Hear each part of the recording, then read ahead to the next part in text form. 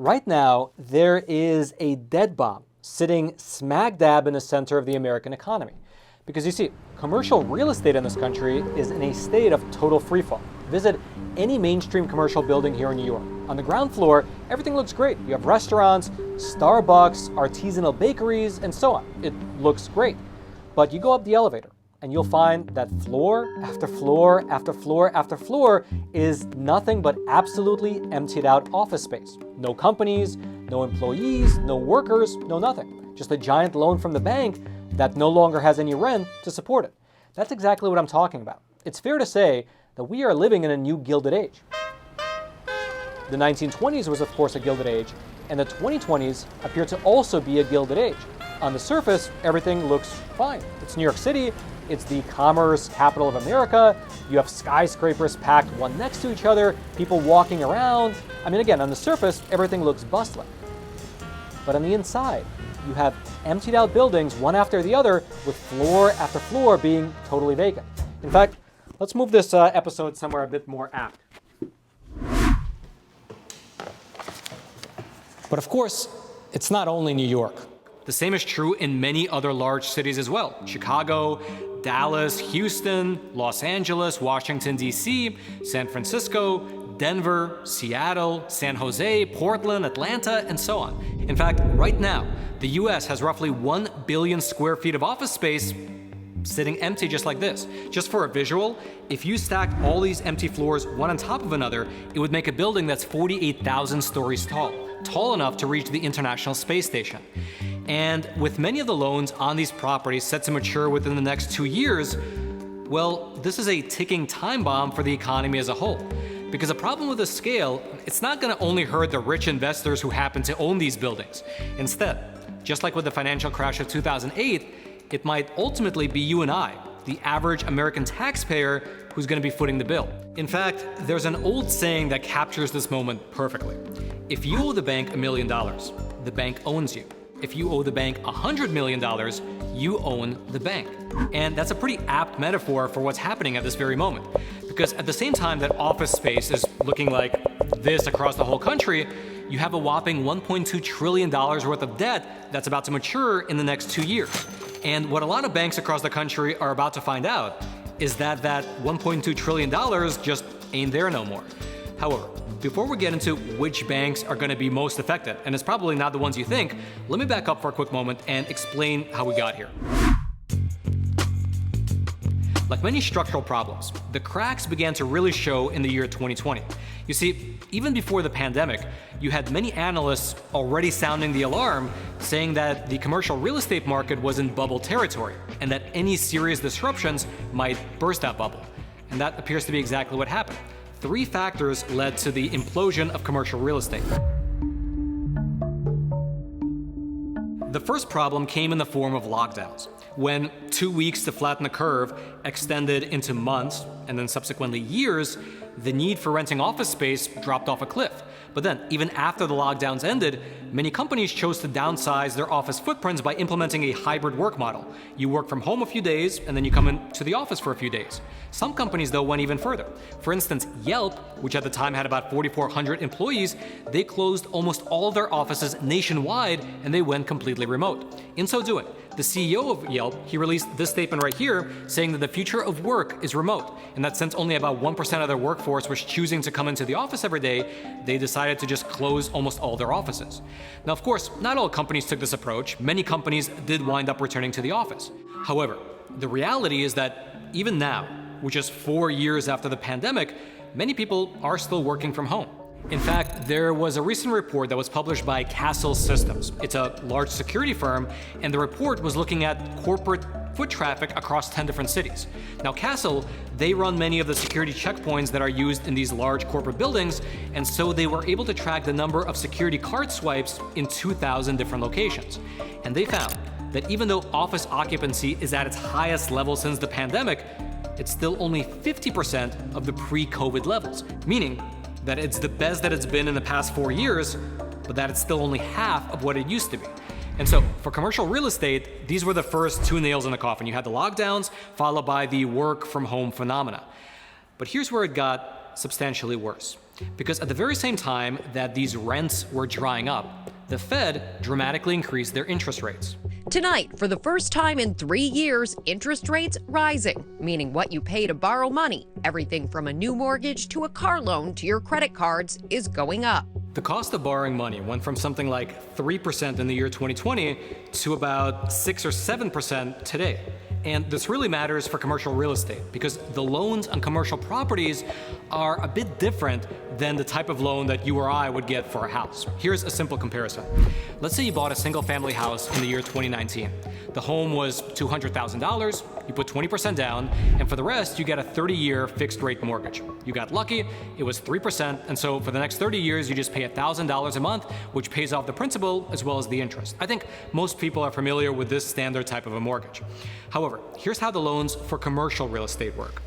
If you were going to buy a $200 million building, you would take out a loan from a bank. But this loan is a bit different. The payment schedule is structured as if the loan was for 30 years. But actually, this loan is only for 5 years. And so, for those 5 years, you would just pay a normal mortgage payment, just like you would on a house. But at the end of those 5 years, you have two options. You can either make a balloon payment and pay off the remaining 25 years in one lump sum, or you can refinance the debt at whatever the current market rate happens to be. And then the cycle just repeats itself for another 5 years. That's a very simplified explanation. There's a lot of nuance to these loans, but that's generally how it works. And so the problem here is pretty obvious. If you bought an office building in the year 2019 with a 3% loan, well, by 2024, that office building is no longer generating any profit in terms of rents. And if you could actually convince a lender to refinance the debt, your interest rate would now be double, 6 or 7%. And if you do the math, that small change in rate would increase the amount that you own that building by about $128 million. And so this reality is leaving the owners of a lot of these buildings completely underwater. You have no rental income, you have sky-high refinancing rates, and so many are choosing to just walk away, leaving the banks with the properties that they can then foreclose on. And as such, the value of these buildings have just nosedived. All right, just to pause here for a super quick moment, I'd like to introduce today's sponsor, which is a great company called Patriot Mobile. And they really are a phenomenal company because while it's safe to say that there is a concerted assault on America's values happening right now, companies like Patriot Mobile are bucking the trend and they're standing firm. I mean, as a company, in both their actions as well as their spending, they strongly support the First and Second Amendments. They strongly support the sanctity of life, as well as Americans' veterans and first responders. And better still, besides just having really good values, they are actually a good company. They have great phone plans. By switching to Patriot Mobile, you'll still get the same awesome nationwide coverage as the big providers, because Patriot Mobile actually operates across all three of the major networks. It's just that by switching, you'll be doing business with a company that doesn't undermine your values. Plus, they back their service with a coverage guarantee. 100% of their customer service is based right here in the US, meaning they're keeping the jobs here. You can keep your existing phone number, and you can either keep your existing phone, or if you'd like, you can upgrade. And so just head on over to patriotmobile.com/Roman, or just call 972-PATRIOT. Right now, they're having a special promotion where you can get a free month when you use offer code ROMAN. That's ROMAN. And so consider making the switch to America's only Christian conservative wireless provider. Either call the number, or you can just click on the link right below this video. Here's just a few recent examples. In San Francisco, there was a 22-story building at 350 California Street. Back in 2019, this building sold for $300 million. But given the fact that it's now mostly empty, it sold last year for just $61 million, which is a cool 80% drop in value. Likewise, here in Manhattan, there's a huge office building located at 135 West 50th Street. It takes up about half a block, and it's 23 stories tall. Back in 2006, this building was worth $332 million. But just earlier this month, in August, that same building sold for just $8.5 million, which is a cool 97% haircut.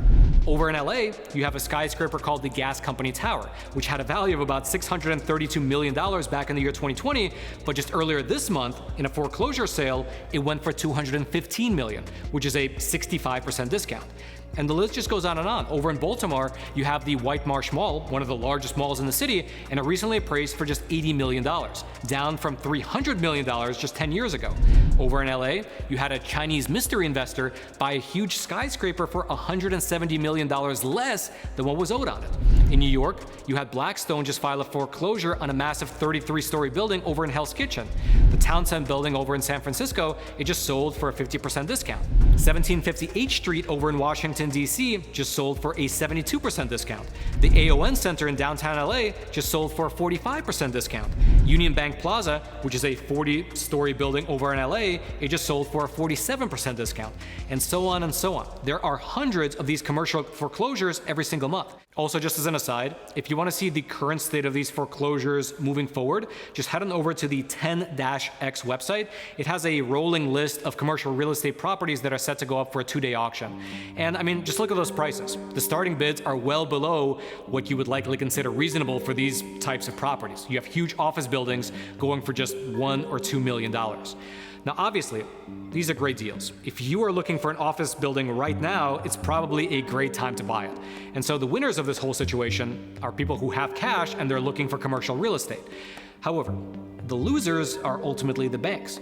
They loaned out trillions of dollars looking for good returns, but are now just left with a bunch of buildings that they can sell for pennies on the dollar.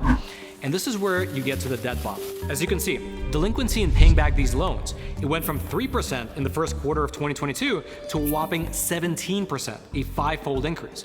Furthermore, as we mentioned at the top of the episode, $1.2 trillion worth of real estate debt is set to mature over the next 2 years, meaning that about $1.2 trillion worth of this debt will have to be either paid off in balloon payments or refinanced.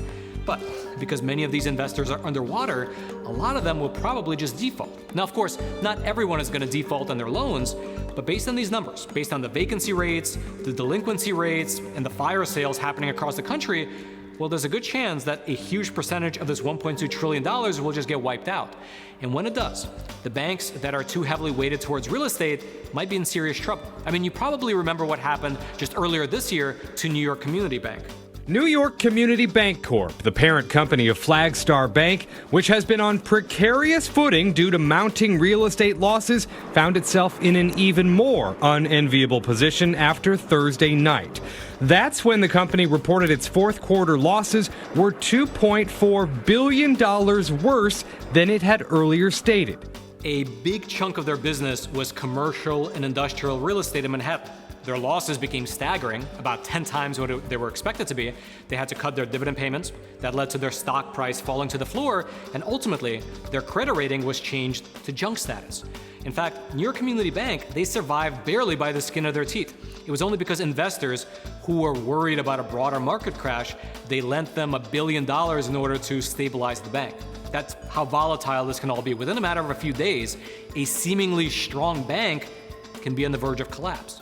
And moving forward, with this $1.2 trillion worth of real estate debt about to mature, it's the smaller regional banks that are in most danger. That's because about 56% of all outstanding commercial real estate loans are held by smaller banks.